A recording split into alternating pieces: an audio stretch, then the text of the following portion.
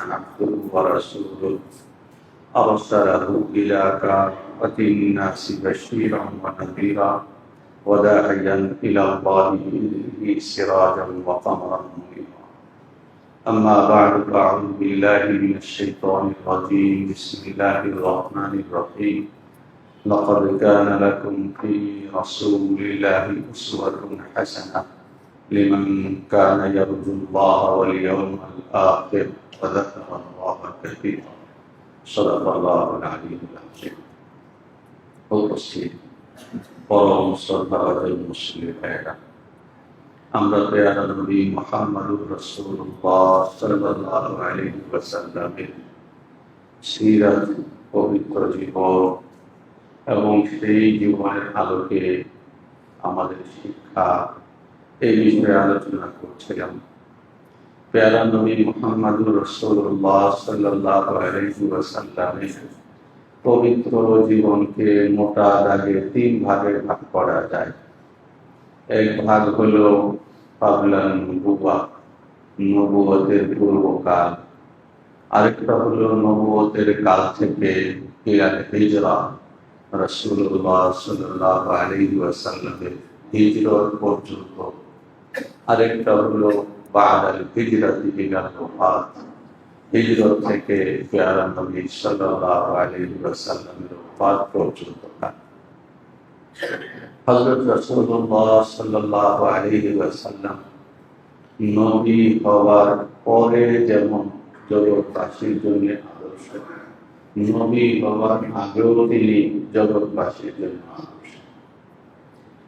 দুনিয়াতে কোন মানুষ তার যোগ্যতা দিয়ে, সাধনা দিয়ে নবী হতে পারে কিনা, ইমাম গাযযালী রাহিমাহুল্লাহ তাআলা বলেছেন, কোন ব্যক্তি তার যোগ্যতা, তার সাধনা দিয়ে কখনো নবী হতে পারে না। নবী কে হবেন? আল্লাহ জাল্লা জালালুহু রূহের জগতে ঠিক করে রেখেছেন। সুতরাং যিনি নবী হবেন, আল্লাহ জাল্লা জালালুহুর নির্বাচন দুনিয়াতে আসবার আগেই তার জন্য স্থির হয়ে আছে। আল্লাহ জাল্লা জালালুহু বলেছেন, আল্লাহু ইয়াসতাফি মিনাল মালাইকাতি রাসূলান ওয়া মিনান নাস। আল্লাহ জাল্লা জালালুহু মানুষদের থেকে রাসূল নির্বাচন করেন। মানুষ সাধনা করে, চেষ্টা করে সব কিছু হতে পারে, কিন্তু নবী হতে পারে না। তাই একেবারে জন্ম থেকেই যিনি নবী হবেন, আল্লাহ জাল্লা জালালুহুর তার প্রতি আলাদা রহম থাকে, আলাদা নিগরানি থাকে, পর্যবেক্ষণ থাকে, এবং তার সমুদয় বিষয়াদি আল্লাহ জাল্লা জালালুহু সম্পূর্ণ আলাদা করেন।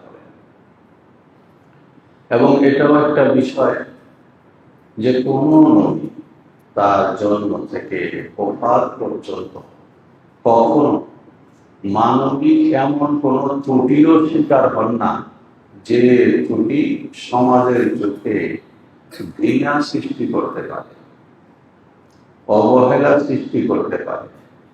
এমন কোন মানবিক ত্রুটি কোন নবীর মধ্যে হয় না। বিখ্যাত একটা ঘটনা আছে, বিষয়টা বোঝার জন্য বলা যায়। হযরত আইয়ুব আলাইহিস সালাতু ওয়াস সালাম সম্পর্কে আমাদের সমাজে প্রচলিত আছে যে তার কুষ্ঠরোগ হয়েছিল, প্রচলিত আছে তার দেহ পচে গিয়েছিল, পোকা ধরেছিল। তো এই বিষয়ে আরেকটা বিখ্যাত কিতাব আছে, আজকাল আমাদের দেশেও পাওয়া যায়, আল ইসরাঈলিয়াত ওয়াল মাওদুআত ফি কুতুবিত তাফসীর। তাফসীরের কিতাবের মধ্যে যে সমস্ত ইসরাঈলি এবং বানোয়াট বর্ণনা আছে আইয়ুব আলাইহিস সালাতু ওয়াস সালাম সম্পর্কিত, এই সমস্ত ঘটনাকে বানোয়াট বলা হয়। আইয়ুব আলাইহিস সালাতু ওয়াস সালামের এমন কোন রোগ হয়নি যে রোগের কারণে ঘৃণা করে মানুষ তাকে প্রত্যাখ্যান করেছে, এমন কোন রোগ হয়নি। এমনকি বলতে বলতে এই কথাও বলা হয়েছে যে আইয়ুব আলাইহিস সালাতু ওয়াস সালামের রুটির জন্য তার স্ত্রী তার মাথার বেড়ি বিক্রি করে দিয়েছে, এমন কথাও আছে। তো কোন নবী কখনো এমন পর্যায়ে যেতে পারেন না যে তার অনুসারীগণ তাকে ছেড়ে চলে গেছে। তাহলে নবীকে যে জন্য নবী হিসাবে নির্বাচন করা হয় তার যে লক্ষ্য, সেই লক্ষ্য আর বাকি থাকে।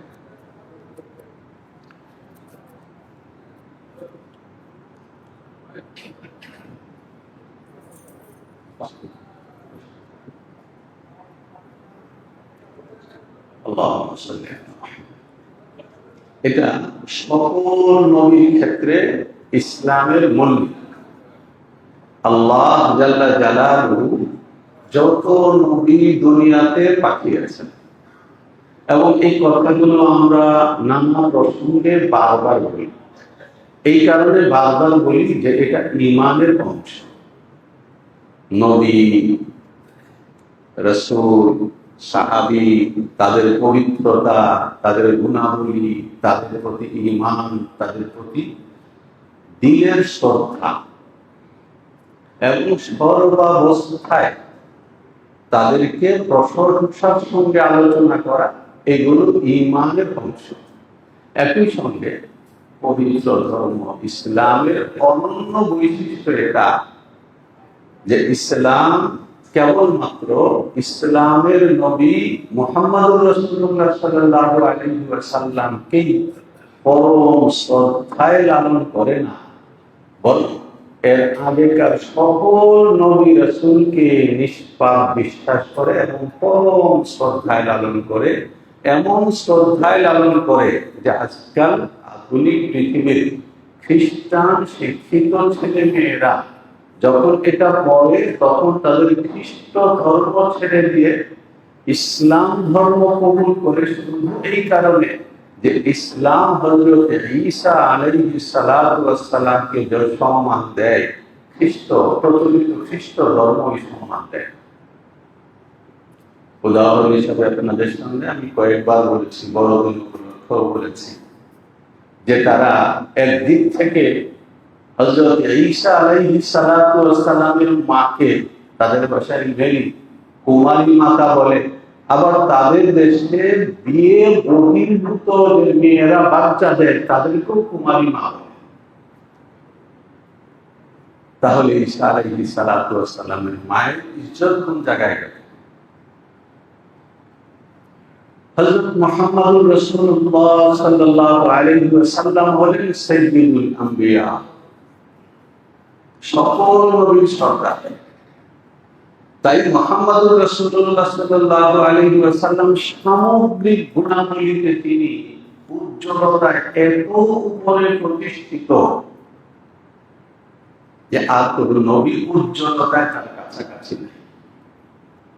মুহাম্মদুর রাসূলুল্লাহ সাল্লাল্লাহু আলাইহি ওয়াসাল্লামের নবুয়ত পূর্ব যে কালটা, এই কালটার মধ্যে অনেকগুলো স্তর আছে। তিনি শিশু ছিলেন, তিনি কিশোর ছিলেন, তিনি যুবক ছিলেন, এবং পূর্ণ বয়সে উপনীত হওয়ার পরে তিনি নবুয়ত লাভ করেছেন।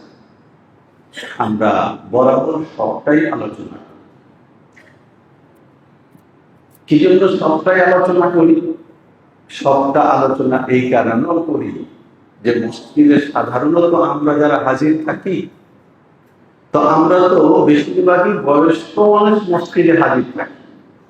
আমাদের কাঁধের উপরে আমাদের নবীজি এই দায়িত্ব দিয়েছেন, আদিবু আওলাদাকুম আলা সালাসিতি সাবিল, তোমরা তোমাদের সন্তানদেরকে তিনটা চরিত্রের উপরে মানুষ করার চেষ্টা করবে।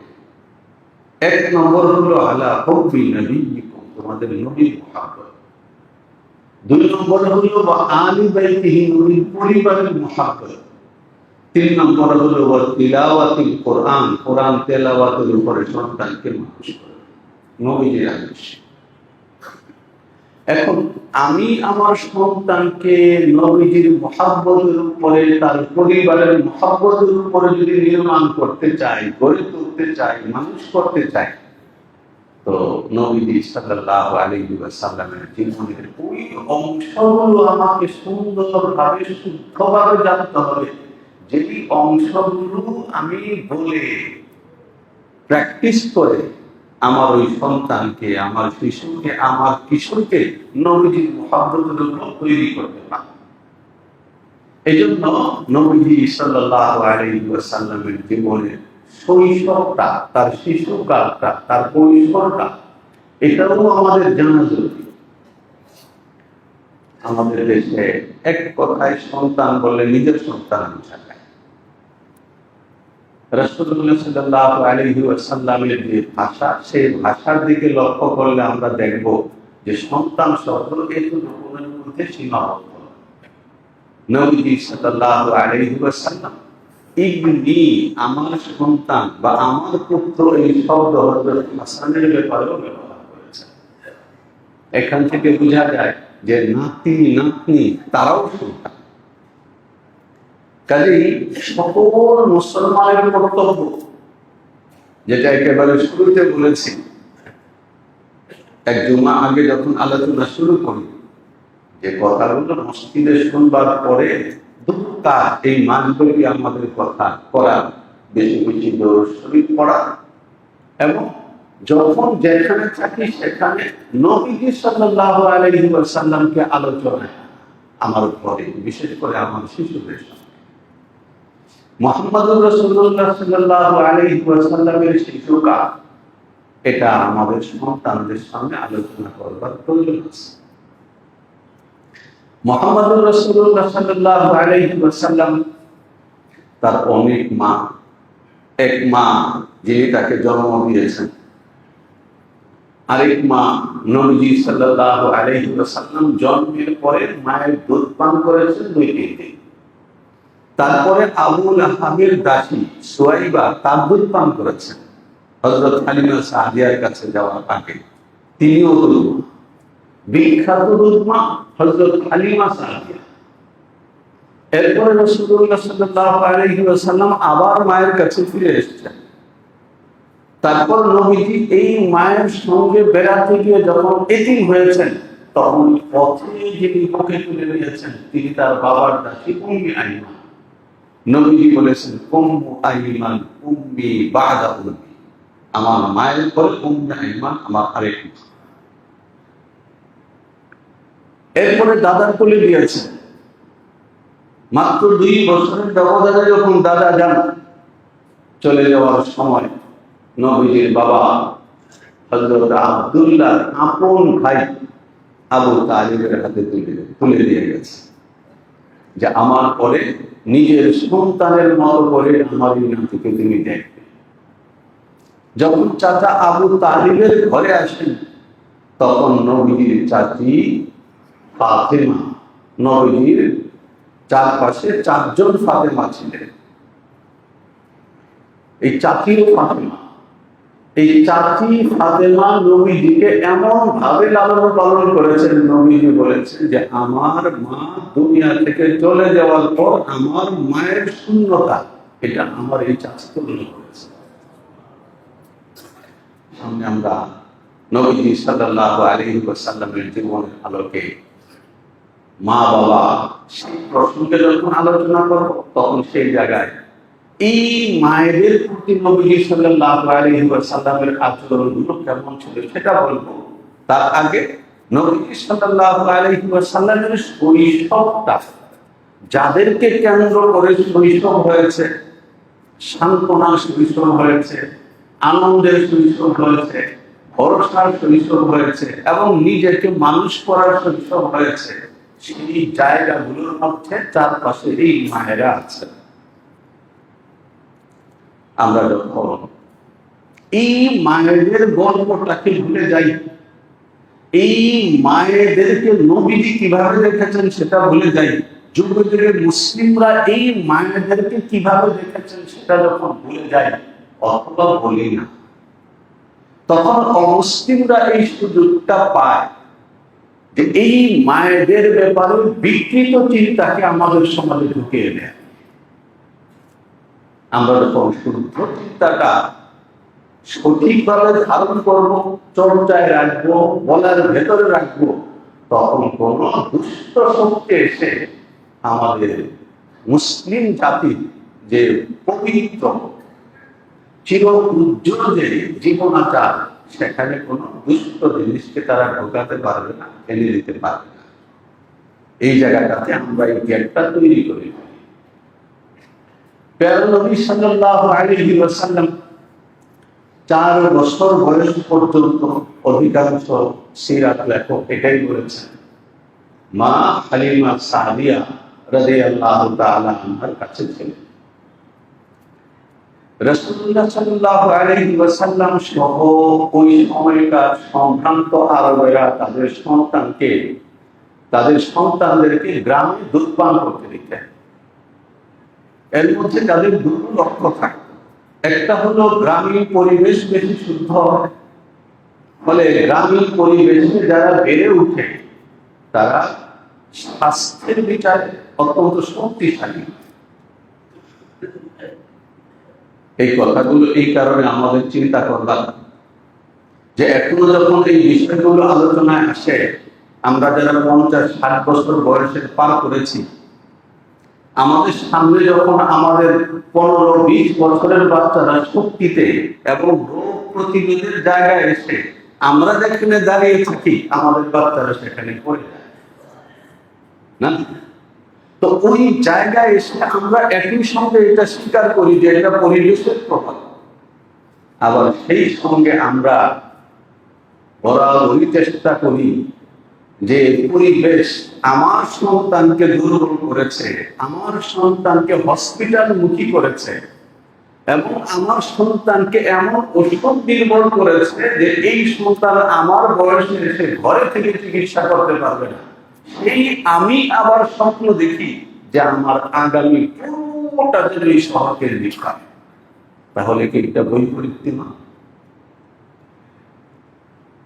এই জায়গাগুলো বুঝবা।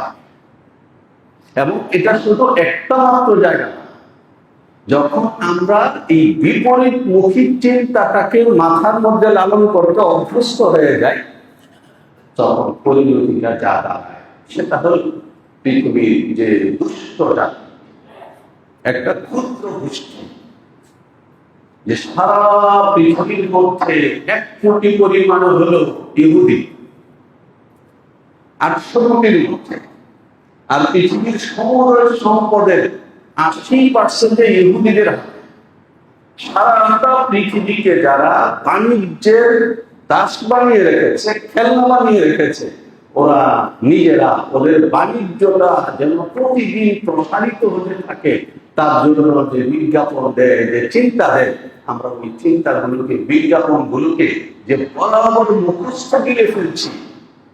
মুহাম্মদুর রাসূলুল্লাহ সাল্লাল্লাহু আলাইহি ওয়াসাল্লাম আমাদের মধ্যে এই কারণে আলোচনায় আসা উচিত, তাকেই যদি ভালোবাসি, তাকেই যদি নবী মানি, তিনি যদি আদর্শ হয়ে থাকেন, তাহলে তাকে দিলের মধ্যে রেখে বিচার করব যে এখানকার সঙ্গে যেটা মিলে আমি সেটা নেব, মুহাম্মদ সাল্লাল্লাহু আলাইহি ওয়াসাল্লামের সঙ্গে যেটা মিলে না সেটা আমি ঠেকায় করে কখনো কবুল করলেও আমি আমার অন্তর দিয়ে কবুল করব। আজকের পৃথিবীর সবচাইতে ভয়ঙ্কর জায়গা যেটা, সেটা হলো যে পুরোটা পৃথিবীকে মানুষ অপ্রয়োজনীয় উৎপাদন দিয়ে, অপ্রয়োজনীয় সৃষ্টি দিয়ে পুরো পৃথিবীর মধ্যে রোজানা এই রকমের ভার এবং বোঝা তৈরি করছে যে বোঝা এখনকার পৃথিবী আর বহন করতে পারে না। ভূমিকম্প, অনর্থক বোঝা তৈরি হচ্ছে। মুহাম্মদুর রাসূলুল্লাহ সাল্লাল্লাহু আলাইহি ওয়াসাল্লামকে আল্লাহ জাল্লা জালালুহু আরবে সৃষ্টি করেছেন। আমরা যখন দারুল উলুম দেওবন্দে পড়ি, তো এক ছাত্র চিরকুট দিয়েছে আমাদের হাদিসের উস্তাদ মুফতি সাঈদ আহমদ পালনপুরীকে, আল্লাহ তাআলা যদি তার নবীকে আরবে সৃষ্টি না করে আমাদের হিন্দুস্তানে সৃষ্টি করতেন, আমরা হিন্দুস্তানের মানুষ যেমন ভাবু প্রেমিক, তো নবীকে এমন কষ্ট করতে হতো। তিনি উত্তর দিয়েছেন যে তোমার কথা খুব চমৎকার, তবে তুমি যদি পানির মধ্যে কিছু লেখো আঙুলে চোট পাবে, কিন্তু লেখতে গিয়ে এক হরফ লেখে আরেক হরফে যাওয়ার আগে আগের হরফ মুছে যায়। কিন্তু তুমি যদি পাথরে লেখো আঙুল দিয়ে লিখতে পারবে, লোহা দিয়ে লিখতে হবে, তাতেও তোমার হাতে খুশা করবে। কিন্তু যদি একবার লিখে শেষ করতে পারো তাহলে এটা সহজে মুছবে।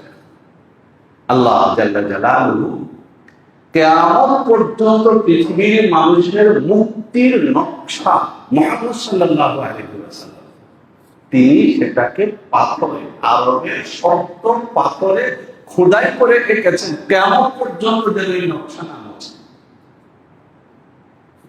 মুহাম্মদুর রাসূলুল্লাহ সাল্লাল্লাহু আলাইহি ওয়াসাল্লাম মা হালিমা সাদিয়ার বাড়িতে যে জায়গাটায় ছিলেন এখনো ওই জায়গাটা আছে, ওই বাড়িটা আছে পাহাড়ের কাঁধের উপরে, মা হালিমার ঘর।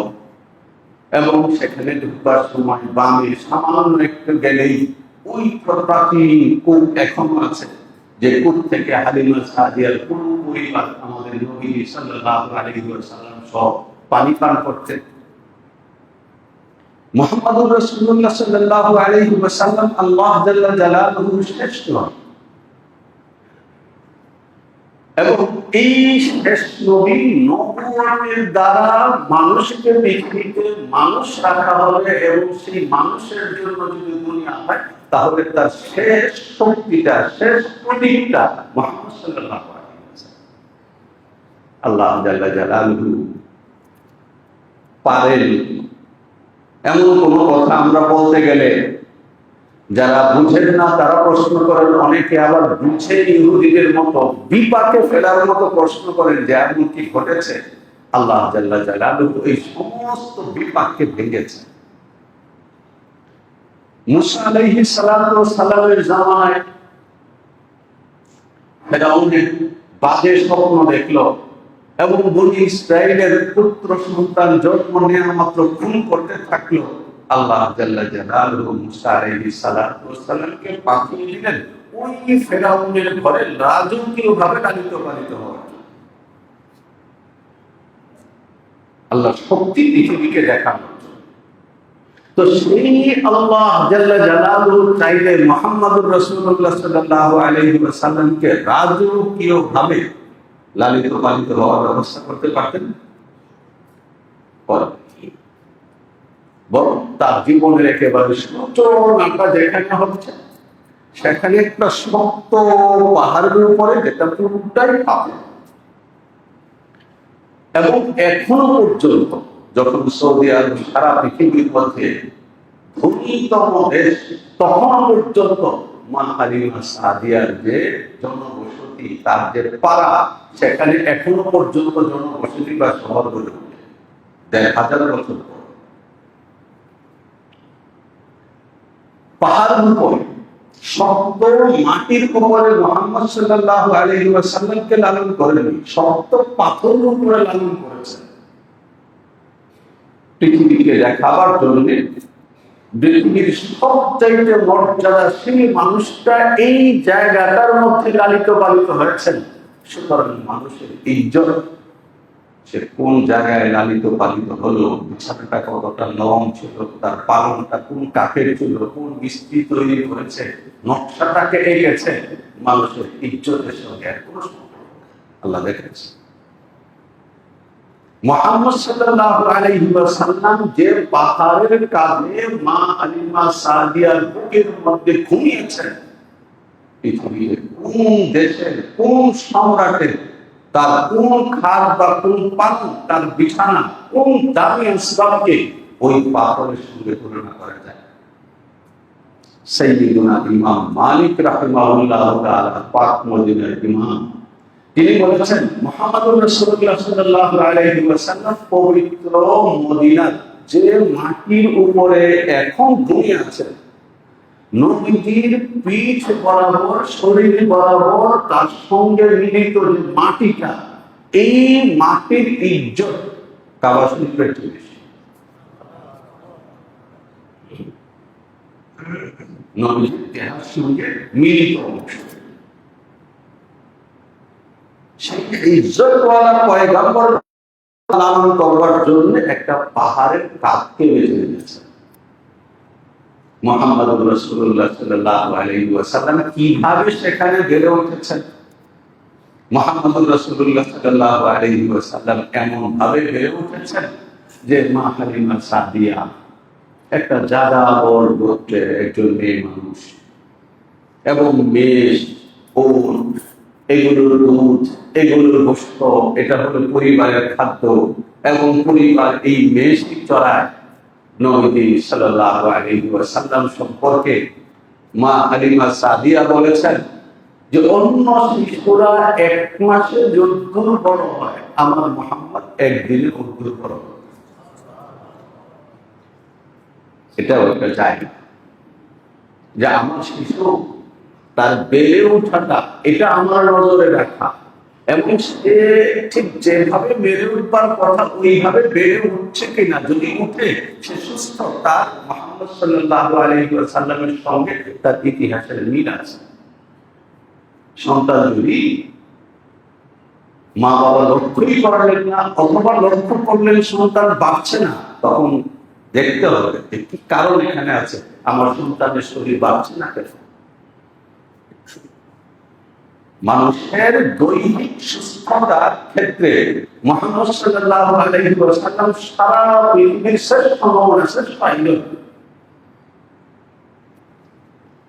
একবার এক ডাক্তার আমার পেশাব দেখে তারপর বললো যে আপনার পেশাব তো মোতাদের। আমি বললাম মোতাদের মানে কি? একেবারে পারফেক্ট। আমি কি পারফেক্ট এটা তো আমি বুঝেছি, কিন্তু মোতাদের শব্দ এটা আপনি কই পেলেন? এটা তো আপনাদের শব্দ, এটা আমাদের টিচারের শব্দ। বললো যে আমাদের টিচার পড়ানোর সময় শব্দ বলেছে, এবং এও বলেছে যে একেবারে শতভাগ মোতাদের পেশা যথাযথ। এটা হযরত মুহাম্মদ সাল্লাল্লাহু আলাইহি ওয়াসাল্লাম ছাড়া পৃথিবীতে আর কোনো ব্যক্তি ছিল না। এই তার পুরো জীবন রিসার্চ করে তার পেশাবটাকে পর্যন্ত আবিষ্কার করা হয়েছে। পেশাবটা স্বাভাবিক। মুহাম্মদুর রাসূলুল্লাহ সাল্লাল্লাহু আলাইহি ওয়াসাল্লামের শারীরিক যে প্রয়োজনগুলো, সেগুলো ঠিক যেভাবে পূরণ হতো এবং তার পরিণতি ফলাফলটা যেরকম আসতো, যদি তার সঙ্গে আমার মিলে আমি সুস্থ, আর যদি না মিলে তখন মনে করতে হবে এই জায়গাটা আমি খুব সুস্থ। আল্লাহ জাল্লা জালালুহু মানুষ জীবনের এমন কোন পূর্ণতা, এমন কোন সম্মান, এমন কোন শ্রেষ্ঠত্ব মুহাম্মদ সাল্লাল্লাহু আলাইহি ওয়াসাল্লামের মধ্যে নেই, আল্লাহ সেটা পয়দা করেন। কাজে যদি কোনো ব্যক্তি, কোন পুরুষ মানুষের এমন কোন গুণের প্রশংসা করে যে গুণটা আমাদের নবীর মধ্যে পাওয়া যায় না, তাহলে মনে করতে হবে এটা ফালতু প্রশংসা, এইটা গুণ না, এটা একটা দোষ। গুণগুলি আমাদের নবী সাল্লাল্লাহু আলাইহি ওয়াসাল্লামের মধ্যে পাওয়া যায়, তিনি কমপ্লিট। মুহাম্মদুর রাসূলুল্লাহ সাল্লাল্লাহু আলাইহি ওয়াসাল্লাম ওই 2 বছর বয়সের মধ্যে বেড়ে 6 বছরের বাচ্চার মতো দেখা যেত। দুধ খায় যখন বিস্তরাতে যেতেন, মা হালিমা সাদিয়া অতি আদরের কারণে নবী সাল্লাল্লাহু আলাইহি ওয়াসাল্লামকে যেতে দিতে চাইতেন না। এটা হলো নবীর সুলভ আকর্ষণ। হযরত মুসা আলাইহিস সালাতু ওয়াস সালামকে দেখা মাত্র ফেরাউনের স্ত্রীর চোখ এমন ভাবে আটকে যায় যে একে খুন করা যাবে না, এবং ফেরাউনের মতো শক্ত মানুষ এই দাবি এই কারণে মেনে নিয়েছে যে মুসা আলাইহিস সালাতু ওয়াস সালামের যে নবীর চেহারা, সেটা দেখবার পরে তার অন্তরের মধ্যে প্রাণ সৃষ্টি হয়েছে। নবীর সৌন্দর্য, পবিত্রতার সৌন্দর্য। আগামী দিনে যাকে ওয়াহী দেওয়া হবে, ওয়াহীর ভার বহন করবার জন্য তার দেহ নির্মিত হচ্ছে। ওয়াহী যেমন পবিত্র, এই দেহ তেমন পবিত্র।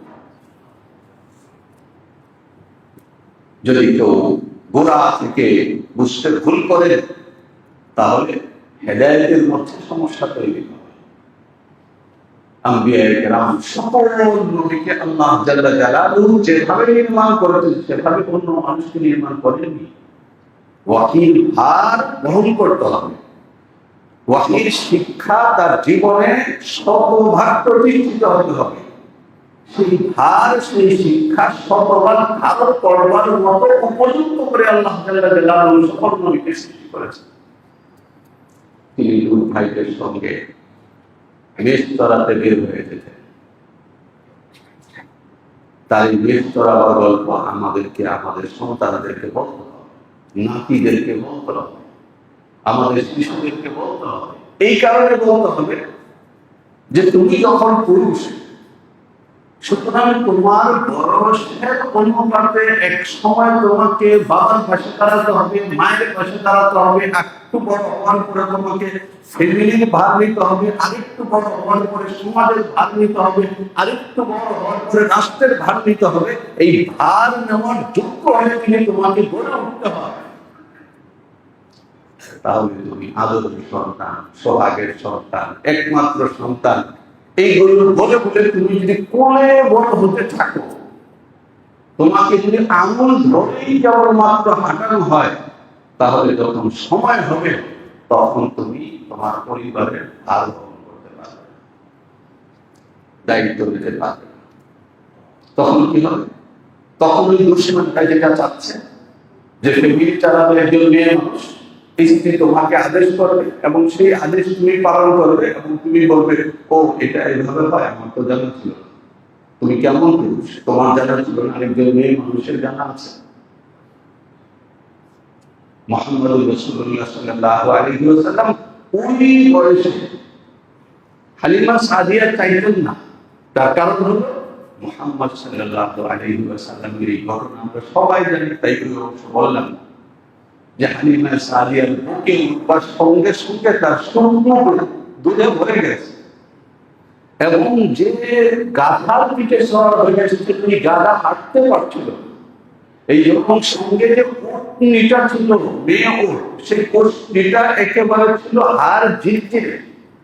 মুহাম্মদ সাল্লাল্লাহু আলাইহি ওয়াসাল্লামকে বুকে নেওয়ার পর মা হালিমা সাদিয়ার বুক ভরে ভরে উঠেছে। হাড় ঝিরঝিরে একটি পুরনো স্ত্রী, তার স্তন দুধে ভরে গেছে। ক্ষুধায় যেখানেই তাবু ফেলেছে, হালিমা সাদিয়া শিশু পুত্রের কান্নায় তার কাফেলার কেউ ঘুমোতে পারে। মুহাম্মদ সাল্লাল্লাহু আলাইহি ওয়াসাল্লামকে তুলে নেওয়ার পরে যখন চারদিকে দুধ আর দুধ, আল্লাহ রাসূল মায়ের এক বুক পান করেছেন, তো আরেক বুক তার দুধ ভাই পান করেছেন এবং উটের দুধ হালিমা এবং তার স্বামী হারিস পান করেছেন। সকালবেলা স্বামী মন্তব্য করেন, হালিমা, মনে হয় অনেক বরকতওয়ালা শিশু এনেছ, অনেক দিন পরে আমরা পেট ভরে খেয়ে করোনা রাসূলুল্লাহ সাল্লাল্লাহু আলাইহি ওয়াসাল্লামের জীবন দর্শনের যারা দার্শনিক ও বৈজ্ঞানিক বিশ্লেষণ করেছেন, তারা এই জায়গাটা এসে পৃথিবীবাসীকে বলেছেন যে আল্লাহ জাল্লা জালালুহু এর ভেতর দিয়ে পৃথিবীবাসীকে এই মেসেজ দিয়েছে যে তুমি যদি মুহাম্মদ সাল্লাল্লাহু আলাইহি ওয়াসাল্লামকে বুকে তুলে নিতে পারো, তাহলে অভাব থাকবে না। যদি মুহাম্মদ সাল্লাল্লাহু আলাইহি ওয়াসাল্লামকে তুমি তোমার বুকে তুলে নিতে পারো, তাহলে অশান্তি থাকবে না। মুহাম্মদ সাল্লাল্লাহু আলাইহি ওয়াসাল্লামকে কিভাবে বুকে তুলে নেব? আমরা যেন বুকে তুলে নিতে পারি, এই কারণেই কোরআন সংরক্ষিত, এই কারণেই নবীজির সমস্ত হাদিস সংরক্ষিত, এই কারণেই নবীজির জীবন সংরক্ষিত, যেন এর ভেতর দিয়ে আমরা আমাদের জীবনে মুহাম্মদ সাল্লাল্লাহু আলাইহি ওয়াসাল্লামকে তুলে নিতে পারি। মুহাম্মদ সাল্লাল্লাহু আলাইহি ওয়াসাল্লামকে যে জাতি, গোষ্ঠী, এমনকি যে পরিবার ধারণ করবে, সেখানে কখনো বিপদ থাকে, অভাব থাকে না। হালিমা সাদিয়া মুহাম্মদুর রাসূলুল্লাহ সাল্লাল্লাহু আলাইহি ওয়াসাল্লামের 2 বছর বয়স পূর্ণ হওয়ার পরে যখন নিয়ে আসেন মা আমিনার কাছে, তখন মক্কায় মহামারী চলছিল। মহামারীর কথা শুনে হালিমা সাদিয়ার মন কাঁপছিল, তার স্বামী হারেসের মন কাঁপছিল। মুহাম্মদ সাল্লাল্লাহু আলাইহি ওয়াসাল্লামের বোন, যার আলোচনা সামনে আমরা করব, সাইমা, যে আল্লাহ রাসূলকে কোলে নিয়ে পাহাড়ে পাহাড়ে ঘুরে বেড়াতো, তার মন কাঁদছিল যে এমন সুন্দর, এমন ভালো, এবং এইভাবে আমাদের সঙ্গে ছুটে চলা, এরকম সমস্ত কাজকর্মে আগে আগে চলে যাওয়া। না, কুরাইশি সম্ভ্রান্ত পরিবারের সন্তান, দেখতে চাঁদের টুকরা, কিন্তু কাজকর্মে সবার আগে। ওই তরুণ বয়সে মুহাম্মদ সাল্লাল্লাহু আলাইহি ওয়াসাল্লাম দেখিয়েছেন তুমি আলালের ঘরে দুলাল হবে, তাই কাজ করবে না, তাহলে আগামী দিনে তুমি দুনিয়ার নেতৃত্ব নিতে পারবে না। এটা তিনি সেখান থেকেই দুনিয়াকে দেখিয়েছেন। যখন নিয়ে আসেন সেখানকার মহামারীর কথা, এটাকে উপলক্ষ করে মা আমিনার কাছে বললেন যে আরো কিছুদিন মুহাম্মদ আমাদের কাছে থাকুক না। আমিনা রাজি হচ্ছিলেন না, এবং সন্তান তার চেহারা দেখার পরে, চেহারায় চুমু খাওয়ার পরে, কোলে নেওয়ার পরে আরেকবার মুখ থেকে আলাদা করতে রাজি হতে চাচ্ছিলেন না, কিন্তু মক্কার মহামারীর কারণে রাজি হয়েছে গেছেন। এই পালায় থাকবার সময় মুহাম্মদুর রাসূলুল্লাহ সাল্লাল্লাহু আলাইহি ওয়াসাল্লামের প্রথম সাথে সাদার যেটা মা হালিমা সাদিয়ার বাড়িতে, সেটা এখন পাহাড়ের মুখোমুখি যখন আমরা প্রবেশ করি, তো হাতের ডান পাশে যে ঢাল, সেই ঢালের সামান্য একটু গাছ ছিল। মানুষ ভুল করে যে অনর্থক সেখানে গিয়ে নামাজ করে, অনর্থক সেখানে গিয়ে কারোর নাম লিখে কাগজে। এইগুলো করে করে পুলিশদেরকে এমন বিরক্ত করেছে, গাছ কেটে দিয়েছে, যে গাছের নিচে মুহাম্মদুর রাসূলুল্লাহ সাল্লাল্লাহু আলাইহি ওয়াসাল্লামকে দুইজন ফেরেশতা এসে শুইয়ে দিয়েছে। আল্লাহ রাসূল মুখটাকে এইভাবে কেটে তারপর মুখটাকে ধুয়ে পরিষ্কার করে দিয়ে গেছে। এটা হলো মুহাম্মদুর রাসূলুল্লাহ সাল্লাল্লাহু আলাইহি ওয়াসাল্লাম 4 বছর বয়সে যে দেখতে 8-10 বছরের বাচ্চার মতো হয়ে গেছেন। তার রূপ, তার আচরণ, তার মনের অবস্থা এবং তার দায় দায়িত্বের যে জ্ঞান, এই সব কিছু মিলে তিনি এমন একটা জায়গায় এসে উপনীত হয়েছেন যে এখন সমাজকে তিনি গভীরভাবে দেখবেন, চিনবেন, বুঝবেন, ধারণ করবেন। এই সময়টাতে যখন এসেছেন, তখন মুহাম্মদুর রাসূলুল্লাহ সাল্লাল্লাহু আলাইহি ওয়াসাল্লামের ভেতরটাকে আল্লাহর পক্ষ থেকে আবার নতুন করে ধুয়ে এমন পাক বানিয়ে দেওয়া হচ্ছে, কোন ভুল জিনিস যেন তিনি ধারণ না, কোন অসুন্দরকে যেন তিনি গ্রহণ না। আল্লাহ তার নবীকে কিভাবে নির্মাণ করেছেন, সে নির্মাণের একটা গুরুত্বপূর্ণ জায়গা।